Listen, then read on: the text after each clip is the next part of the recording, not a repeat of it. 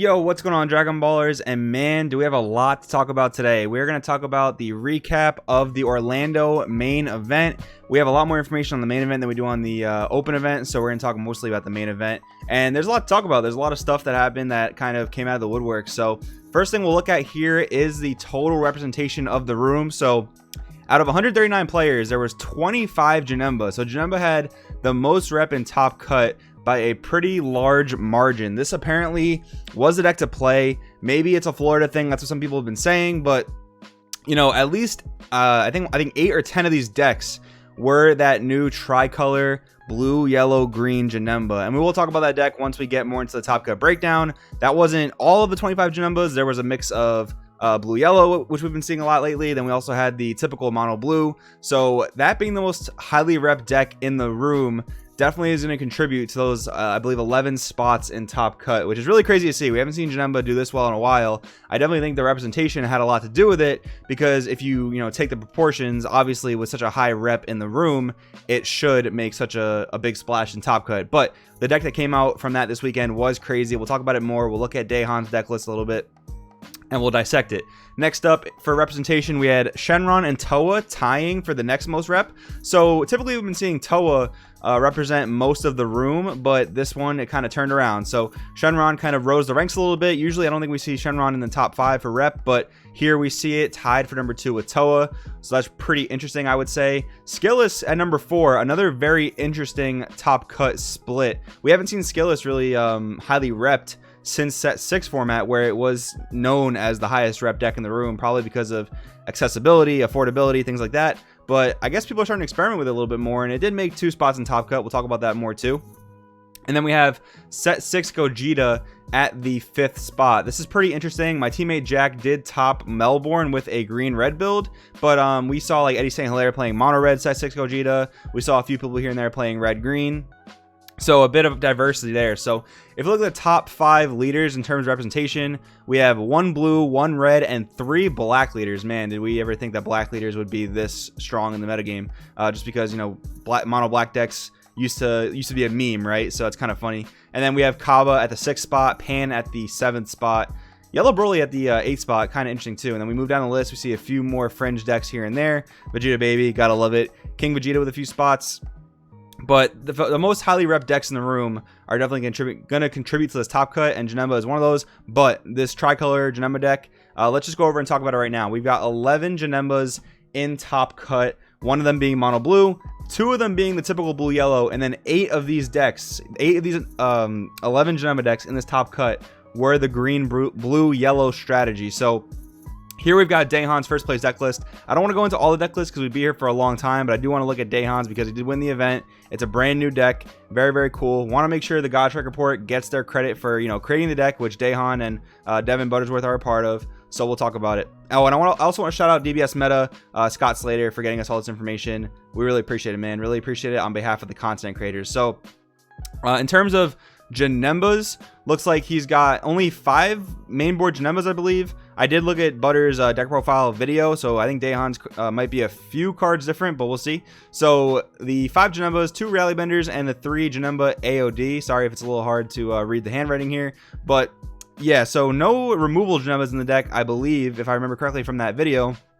Just the ones you can play with the best effects, I guess you can say. Like the AOD gives you the untap, gives you the draw, gives you the mill 3, and then the Rally Benders is a really cheap way you can play a Janemba, get an extra mill in, and then you keep a ton of energy for defense. And that's one of the things about this deck. This deck is just counterplay.deck realistically. I mean, what do we have? We have Infernal Villainy Cell for your keeping up with the combos. Then we've got our Undying Spirit Gohan, we've got our Champa the Trickster, we've got our Vegeta the Cruel. So that's 3 battle card counterplays right there. And Janemba is probably the best deck in the format you can play in terms of keeping all your energy up and still meeting your win conditions. So you attack the leader every turn, you mill your opponent 2, and every single time you do that, you're meeting your win condition more and more. Throw a Rally Bender Janemba in the mix, you have a 1 energy play that gets your opponent 4 deep in their deck, milling 4, and then if you have your Awaken on turn 4, you play the AOD Janemba, that's another 1 energy investment for a total of a mill 5 for that turn. And then you do also have your Bojack Negate, your Bojack Arrival that also mill 1 when they come into play. And then Frost Deadly Poison is just a huge boon for the deck, because once you're, tapping down those secret rares, negating their effects, think about like the red-green secret rare, think about the green Broly secret rare, think about Demigross secret rare. This thing just absolutely destroys those cards, unless you're playing something that can interact with this. There's not really too much that can. There's like the Red Gogeta leader. That might be a reason why it saw a bit of a, pump in popularity. But realistically, this deck is very, very frustrating to play against, I'll say it personally, from testing against it. And yeah, it really punishes you for misplaying. If you're gonna want to have success against this deck, I really think you need to sequence rather well. So we'll kind of go through the rest of Top Cut here. Only 2 Toa in Top Cut. Very interesting to see. I mean, this deck has won several events now, and it's usually one of the most highly rep decks in the room, but only 2 in Top Cut. Very interesting, and we did see a dip in popularity, but deck still seems really good. This new Janemba deck, though, like, it used to be the thing where Toa could destroy Janemba, because no matter if they're playing yellow or mono blue, you just start Mira ripping their hand, and then your regulators just stick on the board, and you don't get milled out. Now, the Janemba counterplays really, really hurt the regulators, so definitely something to keep in mind there. Then we have the 4 Shenron in the room, or in the Top Cut rather. 3 of them were Shenron Ramp, 1 of them is Shenjita. And I've been really thinking about this to myself, what is better? Is Shenron Ramp really better than Shenjita? Because sometimes it kind of just seems like Shenron Ramp is trying to do what Shenjita wants to do, but like way more convoluted. So like resolving multiple objections, playing the Whis with the World Peace. But the one thing it does have the advantage of is, like, if I play Gogeta 7 and Shenron Gogeta, right? I get Chompa the Trickster to get Mutaito'd. My turn is pretty much over. I can't kill them. I set them back a great deal. Don't get me wrong. I set them back to 4 cards in hand, but I don't kill them that turn. In the Shenron Ramp deck, you might be pushing your kill turn back to maybe like turn 5, turn 6 area. But if they Chompa the Trickster my Gogeta, they get set back to 4 cards in hand, and if I'm able to still drop a Kaioken in that same turn, that's going to be huge for me. That's going to be huge. I'm probably going to be able to kill them that turn if they're at 6 or less life, because of that dual attack triple strike and ripping out any key negates in their hand or counterplays, things like that. So that is probably a benefit to Shenron Ramp over Shenron Gogeta. But let me know what you guys think in the comments below. What's better, Shenjita or Shenron Ramp? Next up, 1 Porunga Ramp. So it's basically going to be the same shell as Shenron Ramp, but with the Porunga ulti, you get more boss monster spam. And I do think that is like the biggest strength to, I guess Wish Ramp deck, is like being able to spam boss monsters like I just talked about. So Porunga Ramp really gives you that extra ability to do that. 4 U6 Kaba and 1 U6 Broly. Those are our U6 decks in Top Cut. I said this before. I think Broly is really, really good at the aggro aspect of it. Just having, Mira, Creator Absorbed with Champa and Leader restanding it. That's 3 guaranteed energy if your opponent can't negate it. But you can't play like the OP control cards like the Peak of Perfection Kefla. That is one thing you lose out on. And then U6 Kaba is still making waves. I'm really surprised that U6 Hit hasn't really made any Top Cut splashes yet. I do think the deck is pretty good, but I do think it suffers from an ability to create a hand size. Kaba does kind of fix that, because every time you tap an opponent's energy, you do get to draw a card off that. So maybe U6 Kaba really is just the way to go. I'm not sure, though. I think it's worth experimenting more with. But again, U6, probably the best aggro deck in the format, killing turn 3, turn 4, when a lot of other decks are pushing back to like, turn 4, turn 5, turn 6, right? Depending on like Babidi or Shenron Ramp, things like that. So next up, 2 Skillous in the room. This is something we're going to see every once in a while. I mean, we did see Skillous top the last event, but it's missed a few events here and there. Now, one of these was blue-yellow. Personal, brings joy to my heart to see blue-yellow Skillous still doing well. And then we have 1 mono-yellow. I do think that Skillous will benefit greatly from playing things like Mutaito. It's pretty hard to play dual color in Skillous, in my opinion, because if you can't play your Kid Goku turn 1, that's going to give you a pretty decent setback, because that means you can only rely on seeing a Dragon Ball, which you might only play 4 to 5 copies of. So I do think that yellow Skillous is going to be the way to go. Whether you want to splash blue or not, that's going to be a player preference, in my opinion. I do think the blue is very good. I do think Bean helps you extend into aggro plays, but I do think it does come down a little bit of player preference. 1 blue-yellow hero in the room. That's pretty cool. Just a mid-range control deck using the Hirudegarn boss monster to start negging the opponent, ideally by turn 4.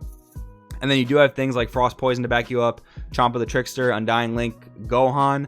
The only issue with that is like it's a little harder to pilot than something like Janemba, because in order to drop your boss monster in Hirudegarn, you do eventually have to tap out. Now you can awaken on turn 4 to mitigate that tapping out and keep 2 energy up for defense.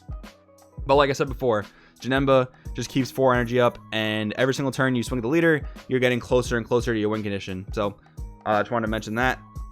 4 Pan in this Top Cut. Shout out to my teammate Tim Palacios for getting first in Swiss in the event with red pan, you know, tried and true mono red pan. We had 3 mono red in this top cut, just, you know, typical Chain Zeno things, but with the addition of Familial Bonds. So bringing out that Digging Deep Vegeta with the 2 energy commitment from Familial Bonds, that's just really good, right? So only a 2 energy Digging Deep. Digging Deep is one of the best cards in that deck because it gets the boost, gets you Awaken, puts a lot of pressure on. So there is that. And then 1 red green pan this top cut that made it all the way to the finals. So this deck is pretty cool. Doesn't have the safety net of, you know, Chain Zeno, but it does have a lot of aggressive options. So we saw again the introduction of Dimension Sport Trunks into the vanilla Goku to boost it up, and then you play the SR Piccolo from set 7. I'll bring it up here on the screen. I don't exactly remember the name of it, but that's a pretty big play onto like turn 2, turn 3. So pretty cool. And then rounding off this top cut, we've got 1 Vegeta Baby and 1 Oob. 2 pretty solid rogue picks, I would say. I mean, Vegeta Baby, I love the deck. I have been playing it a lot lately, and it's a bit too inconsistent for this format. But I do think, you know, if you see the right matchups and if you have a little bit of luck on your draws, I do think it's a very powerful thing. You know, any game that I drop the Baby Ape, especially if it lives for multiple turns, that just pretty much seals the deal, usually in my experience. So that deck can definitely give you some wins here and there and get you a top cut if you're a proficient pilot with it. Oob is really cool, but again, I think it comes into matchups because you're very reliant on the Videl combo to get you out your Hercule and your Pan. Pan can get removed by a lot of things this format, depending on what deck you're playing against, whether you have like Denial of Hope or any other removal effects. The Videl itself too, like if you're not going first, if you're going second and you have your opponent with 2 standing energy up, no matter what color they're playing, they can use some type of counterplay that's going to greatly impact, like, it's basically going to turn the Videl off, right? You know, Denial of Hope, Preemptive Strike. Yellow's the only one that really can't destroy it, I think, because the best thing they have is like Chomp of the Trickster. Their actual counter, their counter play that's an extra card doesn't actually interrupt the play of anything. So there is that against yellow matchups, but a lot of the decks we're seeing right now, a decent amount of red, decent amount of yellow, I guess, and a decent amount of black. So I guess if you do run into those matchups, you're going to be okay, but then if you run into like this tricolor Janemba, that's going to hurt. You know, Vegeta the Cruel on the Videl, that's going to hurt big time. But overall, those are the decks. I mean, this format is pretty interesting. I did see an interesting comment by someone on Facebook saying like diversity does not equal health of the format. Like we see a lot of these decks like Janemba, like super duper high in popularity and had a great showing in Top Cut. But you know, that's a deck that basically is designed to not let your opponent play, which is kind of unfortunate. I mean, same idea with like Shenron Ramp, right? Like you just want to drop your boss monsters, not really give your opponent anything to say about it.